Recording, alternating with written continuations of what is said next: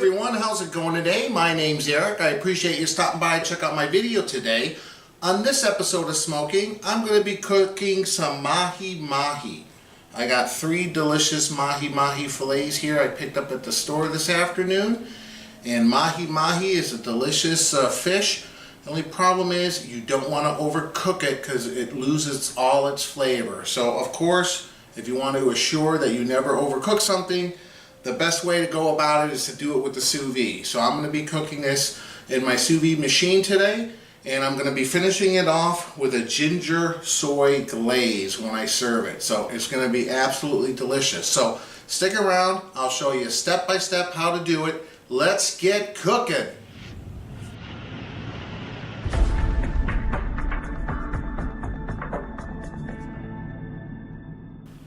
So the first thing you want to do, we just want to get these lightly seasoned, just your regular old salt and pepper, and then we'll start to make that glaze.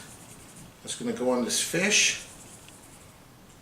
So just a light coating of some salt here and pepper.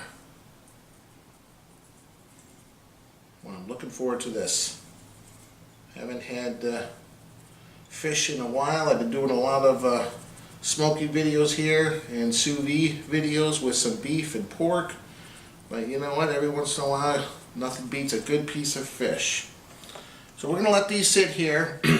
So this is our glaze over here. I started with 3 tablespoons of honey, which I already poured on the bottom of this container here. We're going to add to that 3 tablespoons of soy sauce. I'm using the low sodium just because, you know, my philosophy is you can always add salt, but you can't take it away. We're going to add 3 tablespoons of balsamic vinegar. We're going to add 2 teaspoons of regular old olive oil. I got a couple cloves of garlic that I minced up finely. And then last but not least, I got around 2 teaspoons of grated ginger. Now I use the fresh stuff. If it's unavailable where you're at, where you live, you can substitute ginger powder, 2 teaspoons, but again, I always prefer the fresh stuff. So we're just going to stir this, get everything blended. We'll be back in a second. I'll show you how we get these bagged up and into the sous vide. So you want to get your sous vide machine heated up to 132 degrees. So I'm going to start that right now. It's going to take a few minutes to get up to temperature. We're going to cook this for 30 to 45 minutes. These fillets are less than an inch thick, so 30 to 45 minutes is good. If you have some really thick fillets, like closer to 1.5 inches, 2 inches, I would add another 15 minutes to it. I would go for an hour, 45 minutes to an hour. So I've already taken one of the fillets here, and I put a little bit of that sauce in it. We're just going to let it kind of marinate a little bit in the bag while we wait for the sous vide to warm up. So I'm using regular Ziploc freezer bags. This is only 132 degrees, so it's not really going to get super hot. So you can use freezer bags. Usually with fish, I resist using, sealing it in a food saver bag because it's so delicate. And sometimes when you suck the air out, it kind of squeezes it. You can actually, break the fish or something. And then, of course, when you cook it as well. So you're just going to stick it in like that here. We're going to let these marinate for probably around 15-20 minutes while we wait for the sous vide machine to come to temperature. So I'm just going to let them sit here. We'll be back in a minute when I throw them in, show you the next step. Alright, it just beeped, it came up to temperature. We're going to stick these in here. Now when you use regular Ziploc bags, you kind of want to squeeze out as much of the air as you can. Just leave a little opening on the far end. And then we're going to, as you lower it into the water, it's going to force that air out.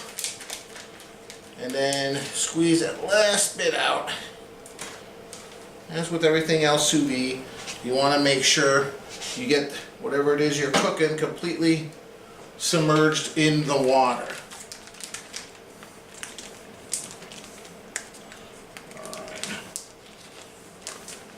Man, I tell you, this glaze smells absolutely wonderful. Okay, let's start the timer. This one's going to be a little bit more difficult. There we go. There we go.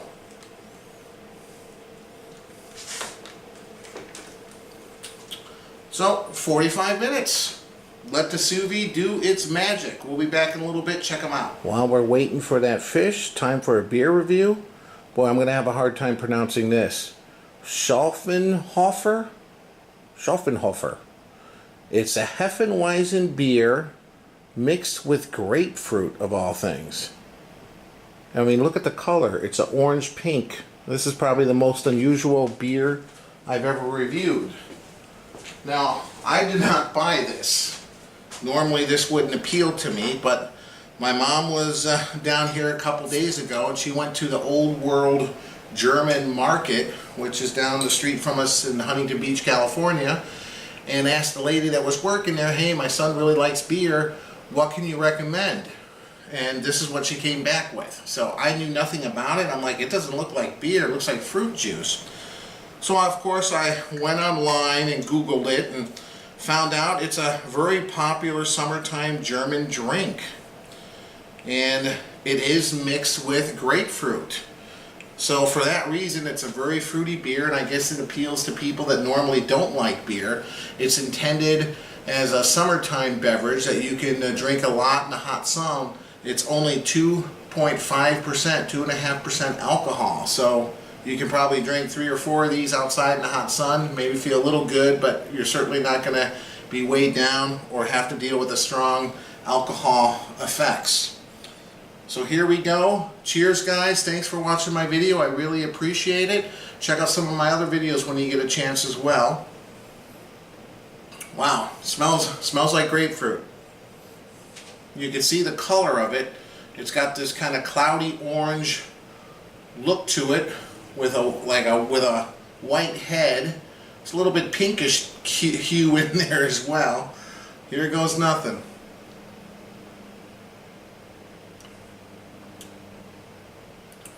Wow, that is very interesting.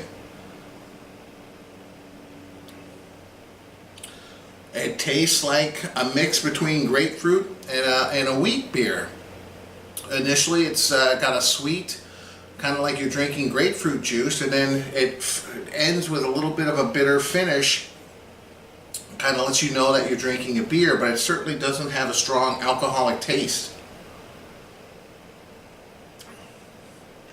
Yeah, it's got a little sweetness to it as well. It's good. I don't know if you'd really consider this a beer per se. I guess it is.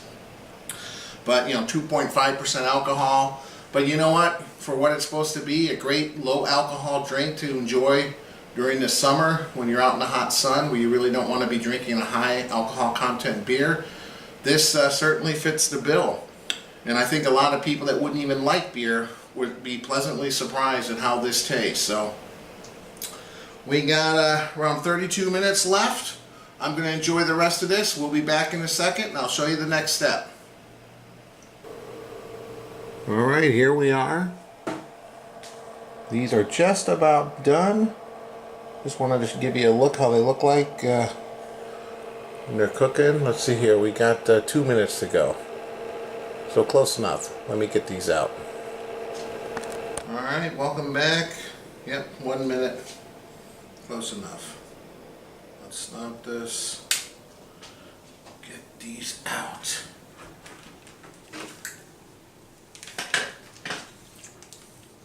Now don't throw this sauce away because we're going to saute it in the pan to make the glaze. Oh, it smells good. So you just want to get something, put some paper towels down, and very carefully remove that fish. It smells wonderful.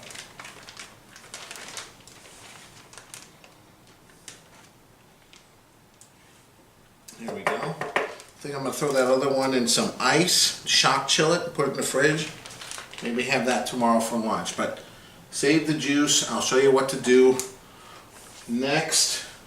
But first, we just want to kind of dry the fish off. Now, there's some people say you don't need to do anything. You can just eat it right now. It's perfectly cooked.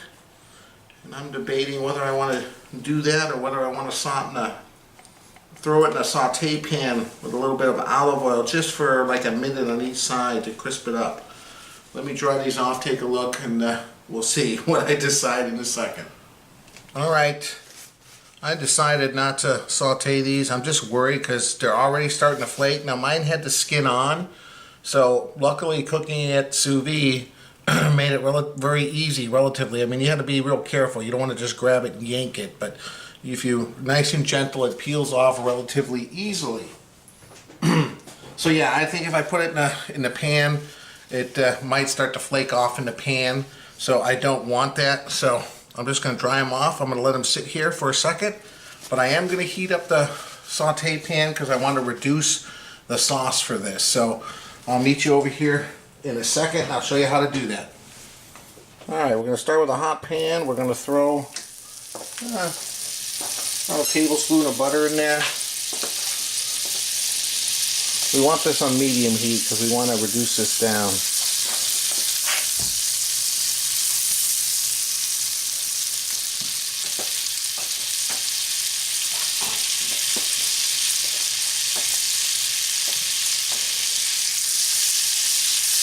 And all we want to do is add the juice from the sous vide bag.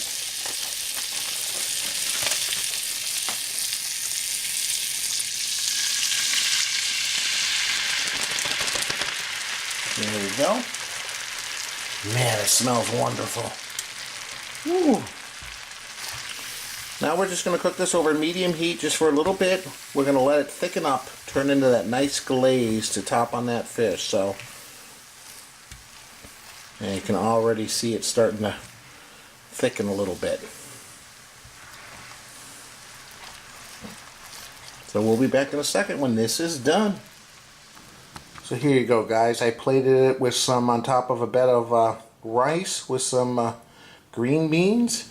And now we're just going to pour this glaze on top. You can see how thick it got.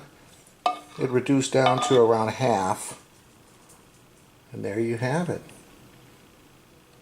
Mahi Mahi with the Ginger Soy Glaze. Delicious.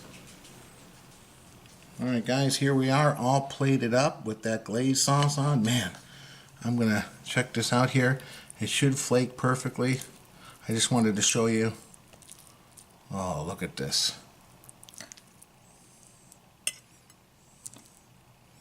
Look at how, you're going to have to excuse me, I got to try a bite real quick.